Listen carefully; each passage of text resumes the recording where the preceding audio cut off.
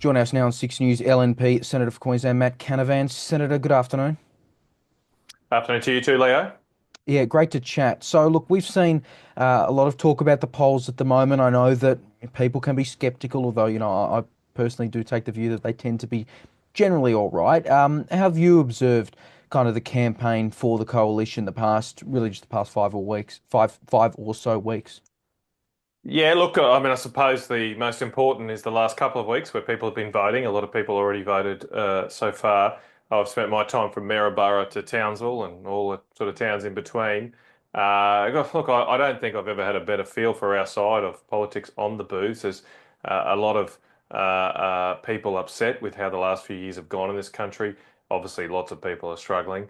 And the Labor Party have offered really just more of the same, nothing different. So, look, it's been a good response, as I say. You mentioned the polls there; they seem to be saying something different. A lot of people are referencing 2019. I remember that very well when everyone had written us off, and we came back and won. I do think you might find here on election night that there could be a degree of geographic diversion across the country.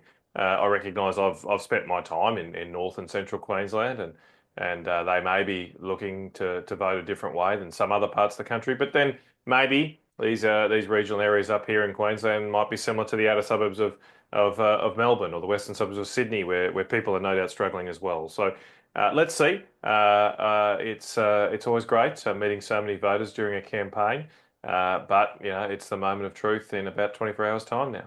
Well, exactly right. You're obviously not running at this election. You're safe. You've got another 3 years on your term. The Senate race in Queensland is interesting, though, as you will well know. You've got two of these kind of minor right senators. Realistically, only one at most will actually be able to get in. That's Malcolm Robertson and Gerard Rennick. And we've spoken before about kind of the impact that minor parties have. We've seen One Nation rise in quite a few polls. At some level, you'd think it's maybe detrimental towards the coalition's vote. Why should a voter who doesn't like maybe the government, but also just hasn't been happy with the state of politics in general for a while, why should they go for the LNP at this election over One Nation? I'll note just quickly on that, you look at a seat like Hunter, which is a actually realistic chance that One Nation could gain. Well, there are some specific reasons to vote for Liberal National Party at this election, and some general ones as well. At this election, I think the country needs change. I don't think we've been on a great path as a nation. Our productivity is in free fall. Standard of living of most Australians has dropped and dropped further than anywhere else in the world.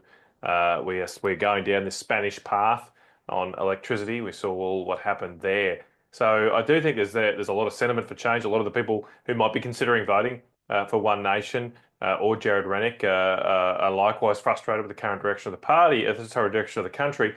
And I would say those people, it takes you two votes to change the country properly. We need those two votes so we get that stability in the Senate and can make sure we get things like nuclear energy going. I think it's very important for our country, but obviously we'll need to pass legislation through the Senate to do that. So if you want to see things like that happen, we need those two votes. In a general sense, I'd also, obviously as a member of the Liberal National Party, I think it's better to vote for a party that does also encapsulate freedom of its own members. Obviously, I'm someone who sometimes has a divergent opinion to my party. Sometimes I vote differently on the Senate floor, across the floor sometimes. And so effectively, when you vote for someone like me, I'd say you get two votes. I get a voice in the party room and try and push and pull and convince the Liberal National Party room to go in a certain direction. And then I still have my voice in the Parliament. I still have my vote in the Parliament. Whereas a One Nation senator, a crossbench senator, they can't. They're not in the a party room of a government party or a party that could be in government. So they don't get that voice. They get their parliamentary vote, but I already get that too. So I think voting for the LNP gets you two for the price of one. You touched on energy there, nuclear power. It's been interesting. I mean, this was something that was seen when it was maybe first introduced in the budget response a while back by Peter Dutton as maybe like the defining issue of this election. It feels to some, and it's been observed, and I was speaking on ABC Radio, and there was another journalist who observed it as well this morning, that maybe it's taken a bit of a back step. Like we haven't really seen Peter Dutton campaigning on it, haven't seen him at nuclear sites or at sites where they could be built in the past few weeks of the campaign when it's voting. Is that your interpretation of it? Has the coalition kind of taken a step back on nuclear? Well, I think nuclear is a visionary policy, and it shows leadership from Peter Dutton and the LNP to take this brave step.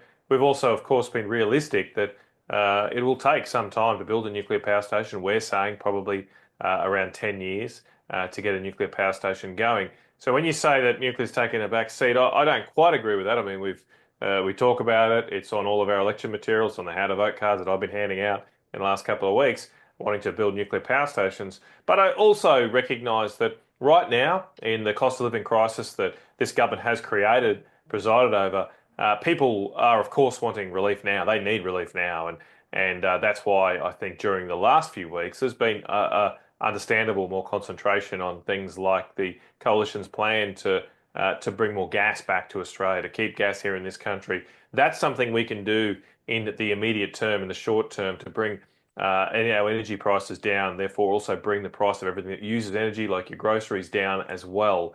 I think that's why it's understandable that the near term, especially right now where people are being challenged, has a little bit more focus. But I do think people also want a government that's thinking for the long term as well. That we need some leadership and some vision in this country. I think it's lacking right now in this current government, and so that's there, but it's just probably not the top of mind issue for most voters as they're just trying to pay the bills in the next year or two. Polling numbers aside, in terms of the way the coalition has run this campaign, look, there have been some incidents, some would call them gaffes or slip-ups. There's been policy kind of changes. I think the work from home policy was obviously a big one that, I think your party's kind of acknowledged you've taken, you've moved away from that, and there's been talk about the sacking of public servants and as Canberra, and, you're Senator for Queensland, I get that. How have you felt about how the coalition campaign itself has been run? Because at the end of the day, as I'm sure you know, you can't just be not Labor. You've got to present something to actually get remotely close to majority government. And look, I don't pretend to be perfect. We as a party are not pretending to be perfect, and so I think it's actually a sign of maturity and leadership that we've corrected some of that mistakes when we've listened to people. We've gotten feedback and listened and showed that we can change. I mean, ultimately, I think people aren't electing somebody to implement a laundry list of promises they made in an election. That's part of your job as a prime minister if you're elected, a government if you're elected. But the other part of your job is, and probably the more important part, is to respond to events. People are electing a leader, a chief executive of the nation, if you like, and it's events really often that are most important when you get into government and you have to respond to them. I think the in contrast to the Liberal National Party's approach through this campaign, where we have listened and have corrected things that haven't been received well by the public. You compare that to the Labor Party, who continue to push down policies that are clearly not working for our nation. Obviously, the energy policy they took to the last election did not work on their own terms. They said it would cut power bills by $275. Instead, they've gone up on average by more than $500, some families 1,000 and more. And that's not working, and they kind of admitted that now. They're not even promising that their energy policies will bring down power prices, even over a longer time. They've just walked away completely. But so instead of, though, reflecting and thinking, maybe we got that a little bit wrong, maybe the modelling was off, maybe we should think, well, is it right to go to 82% renewables in just 5 years' time? They've made no correction. They are showing complete stubbornness, a complete lack of ability to listen to the Australian people who are struggling because of these high energy prices. And so I think those two, the contrast of those two approaches are very stark for the Australian people. As you say, I'm a Queensland senator. I long remembered a guy called Peter Dutton. Sorry, Peter, no, different Peter, Peter Beattie, who would make mistakes, apologise, and get rewarded for it. The Queenslanders would accept that and understand that. You don't always get anything right, but stubbornness, I think, is a much worse vice than making the odd mistake. And in terms of obviously the man who's been leading your campaign, Peter Dutton, you confident in the way he's approached it? You still think he was the right leadership choice to make in 2022 and the right choice for this election? Well, absolutely. In saying that, I'm not a member of the Liberal Party. He's the Liberal leader, so it's a matter for the Liberal Party. But look, Peter deserves enormous credit to have put the coalition in an election-winning position. Now, we'll see what happens tomorrow, of course.